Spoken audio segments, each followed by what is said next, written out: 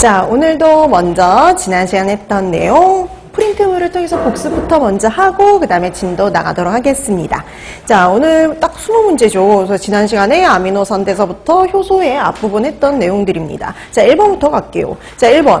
아미노기 전이 반응에 의해서 옥살로 아세트산으로부터 생성되는 아미노산. 우리 아미노기 전이 반응 중에 여태까지 안 나왔던 게 딱 요 하나 남았거든요.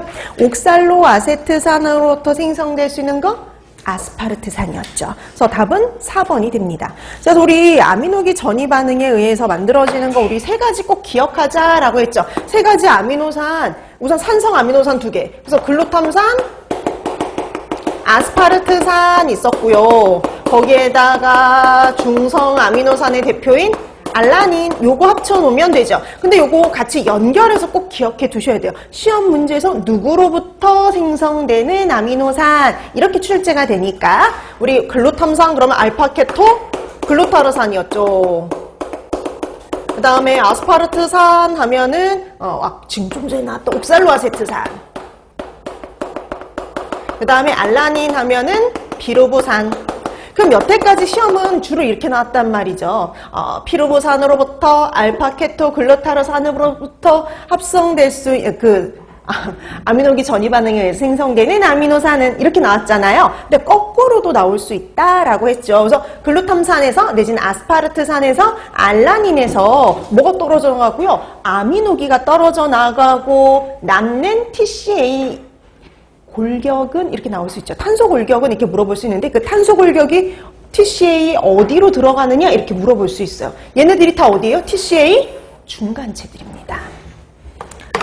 자, 그래서 바로 3번 같은 경우가 그런 문제라 보시면 돼요. 이렇게 거꾸로도 실제 나왔었다라고 얘기했죠. 그러니까 이거를 알아두면은요, 어떻게 물어보든 답을 찾아낼 수가 있어요. 그래서 3번 같은 경우 먼저 보시면 글루탐산의 탈아미노 반응 후 생성된 탄소 골격이 TCA로 들어가는 형태에는 이렇게 거꾸로도 나온 적이 있습니다. 그래서 글루탐산에서 떨어져 나가면 알파케토 글루타르산이죠. 자, 그래서 3번의 답 3번. 자, 그래서 1번의 답은 4번, 3번의 답은 3번이었어요. 그 다음에 2번 갑니다. 당신생과 케톤체 합성에 탄소 골격을 제공하는 아미노산. 자, 우리가 되게 특이한 경우가 있었어요. 딱 케톤체만 생성할 수 있는 아미노산 2개. 그 다음에 당신생하고 케톤체 합성 모두에게 탄소 골격을 제공할 수 있는 거 4개. 그 다음에 나머지는 다 뭐였어요? 당, 신생만. 이렇게 기억을 하면 됐었거든요. 자, 여기서 특이한 6개만 따로 기억하면 나머지는 다 그냥 당신생만 가능하다. 이렇게만 생각하시면 되는 거였어요. 자, 그런데 여기서 지난번에는 그게 나왔다 그랬잖아요. 케톤체만 생성하는 애. 케톤체만 생성하는 아미노산, 케톤체 생성에, 합성에 탄소 골격을 제공하는 애가 누구냐? 이렇게 나온 적은 있으니까 이제 여러분은 그 문제가 나올 가능성은 없다라고 보시면 돼요. 생화학은 연속적으로 똑같은 문제가 거의 나오지를 않습니다. 그럼 대신 이런 건 나올 수 있죠. 당신생과 케톤체 합성에 둘 다에 탄소 골격을 제공하는 아미노산 이렇게 나올 수는 있어요. 그럼 이건 다른 문제거든요. 자, 그러면 당신생, 케톤체 합성 모두 다에 제공할 수 있는 거 2번 있죠. 이소류신. 자, 그럼 2번의 답은 2번인데 여러분 이거 말고 3개가 더 있잖아요. 뭐가 더 있었냐면요. 3개란다. 4개가 더 있었죠. 그래서 페닐알라닌, 그 다음에 티로신, 트립토판, 그리고 트레오닌 이렇게 해서 5가지였습니다. 자, 그래서 2번의 답 2번이 되겠고요. 자, 그 다음에 3번. 3번 좀 전에 했고요. 그 다음에 4번. 아미노기 전이 반응에 관여하는 조효소는 여러분 이거 이전에 여러분 시험 문제에서는 아미노기 전이 반응에 관여하는 비타민은 이렇게 해서 나왔어요. 근데 여러분 그 비타민은 그럼 여러분 안 나와요. 대신 뭐가 나올 수 있느냐? 조효소를 물어보는 게 나올 수 있습니다. 자, 아미노기 전이 반응에 관여하는 조효소 그럼 당연히 PLP 답은 5번이죠. 비타민 B6입니다. 자, 그래서 4번의 답 5번이 되겠고요. 그 다음에 5번.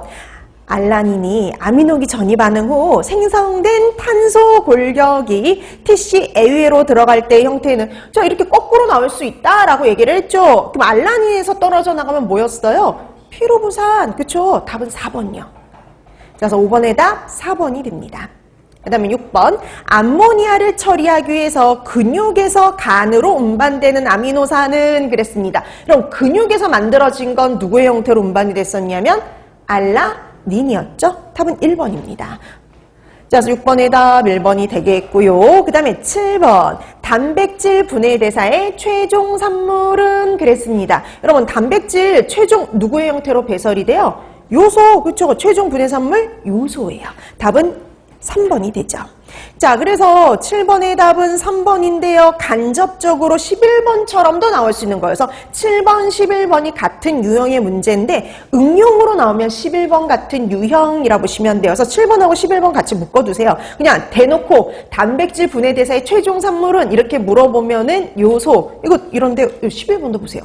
고단백질 식사를 했을 때, 그러니까 이건 응용 문제가 되는 거죠. 여러분들이 고단백질 식사를 했을 때 소변으로 배설되는 양이 증가